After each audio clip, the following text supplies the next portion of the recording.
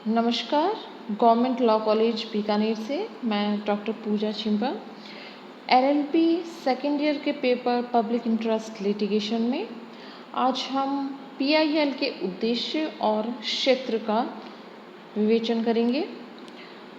Actually PIL के object and scope को पढ़ना हमारे लिए इम्पॉर्टेंट है, क्योंकि हर साल क्वेश्चन पेपर में इनमें से कुछ ना कुछ टॉपिक पूछा जाता है। सबसे पहले हम लेते हैं पीआईएल के मुख्य उद्देश्य क्या है। पीआईएल, जैसा कि मैंने आपको डेफिनेशन में भी बताया, पीआईएल का मतलब होता है एक बड़े समूह जन सामान्य के हित के लिए किया गया वाद। वह वाद स्पेशली उस वर्ग की ओर से किया जाता है जो वाद करने में या न्यायालय तक पहुंचने में असमर्थ रहता है। इसलिए लोकहित का मुख्य उद्देश्य है विधि के शासन को प्रोत्साहित करना, विधि के शासन को लगाना। मुख्यतः गरीब, असहाय, निरक्षर और ऐसे लोग जो न्यायालय में न्याय के लिए न पहुंच सके, उन लोगों के हितों के संरक्षण के लिए वाद किया जाना। मुख्यतः पीआईएल सामाजिक और आर्थिक न्याय की प्रतीक्षा कर रहे उन वर्गों के लिए है और उन वर्गों की संवैधानिक अपेक्षाओं की पूर्ति के लिए न्यायिक सक्रियता को जगाना है। तो मुख्यतः लोकहितवाद का उद्देश्य में हम कह सकते हैं कि व्यक्तियों, शोषित वर्गों व अलाभप्रद व्यक्तियों के संवैधानिक व विधिक अधिकारों के लोकहित का संरक्षण है।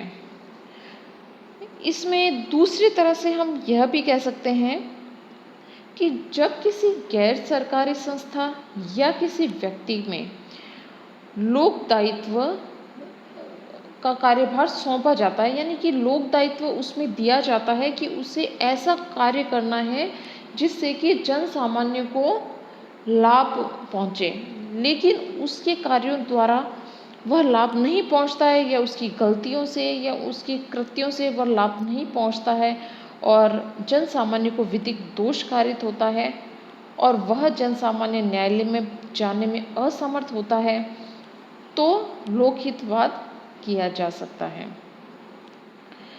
साथ ही एक हम केस देखते हैं, Himachal Pradesh versus a parent of a student of medical college. इस केस में पीआईएल के उद्देश्य का वर्णन किया गया है। इसमें माननीय सुप्रीम कोर्ट ने कहा कि पीआईएल कमज़ोर वर्ग को न्याय दिलाने का एक बहुत सुलभ रास्ता है। यह लोक भावना से ओतप्रोत है और सामाजिक कार्रवाई करने हेतु एक शक्तिशाली औजार है और समाज का ऐसा वर्ग जिसे कोई विशेषाधिकार नहीं दिया गया है, उसकी सामाजिक और आर्थिक हितों को संरक्षित करने के लिए काम में लिया जाता है। एक और केस देखते हैं स्टूडेंट्स, बंधवा Mukti Morcha versus union of India. यह भी इम्पोर्टेंट केस है। इसमें माननीय न्यायालय ने कहा है कि पीआईएल की प्रकृति प्रतिकूल मुकदमे की तरह नहीं है जैसे कि सामान्यतः मुकदमे होते हैं। इसमें वंचित वर्ग को सामाजिक और आर्थिक न्याय सुनिश्चित करने के लिए जो कि संविधान की निहित भावना है, उस हेतु पीआईएल किया जाता है। ऐसा वर्ग जो धोखे और शोषण का शिकार है, उसके संवैधानिक दायित्व के निष्पादन के लिए पीआईएल किया जाता है। इसमें एक इम्पॉर्टेंट चीज़ जस्टिस भगवती जी ने कही कि न्यायालय केवल संवैधानिक उद्देश्य को एहसास कराने में मदद करती है, यानी सामाजिक और आर्थिक न्याय के प्रोग्राम की पालना में विधायिका और कार्यपालिका के प्रोग्राम सम्मिलित हैं। ये सभी मिलकर वंचित वर्ग के मानवाधिकार को उल्लंघन को बचाने का काम करती है। एक और फेमस केस लो है शीला बारसे वर्सेस यूनियन ऑफ इंडिया। इसमें जस्टिस वेंकटाचलैया ने कहा कि पीआईएल परंपरागत विवाद यानी परंपरागत जो वाद लाने का तरीका था उससे अलग है।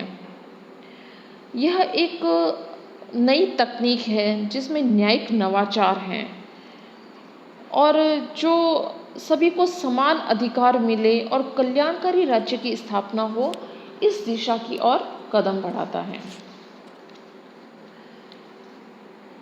इस केस में यह कहा गया था कि पीआईएल की कार्रवाई का मुख्य उद्देश्य लोकहित को संरक्षित करना व प्रभावशाली बनाना है।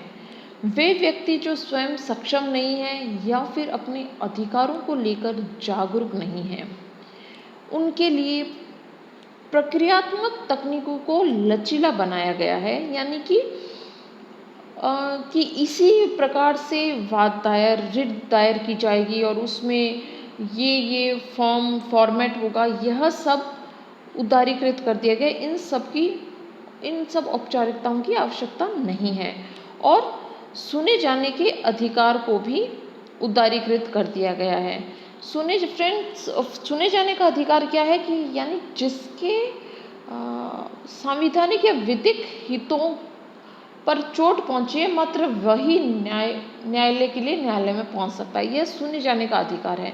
लेकिन पीआईएल में इस अधिकार का उदारीकृत किया गया, यानी कि इस अधिकार के स्कोप को बढ़ा दिया गया है। जिसके अधिकार पे ठेस पहुंचे है वह नहीं, बल्कि उसकी ओर से अन्य व्यक्ति भी न्यायालय में पहुंच सकता है। यह दूसरों की ओर से कार्रवाई होती है। एक और इम्पॉर्टेंट केस देखते हैं, सुभाष कुमार वर्सेस बिहार स्टेट।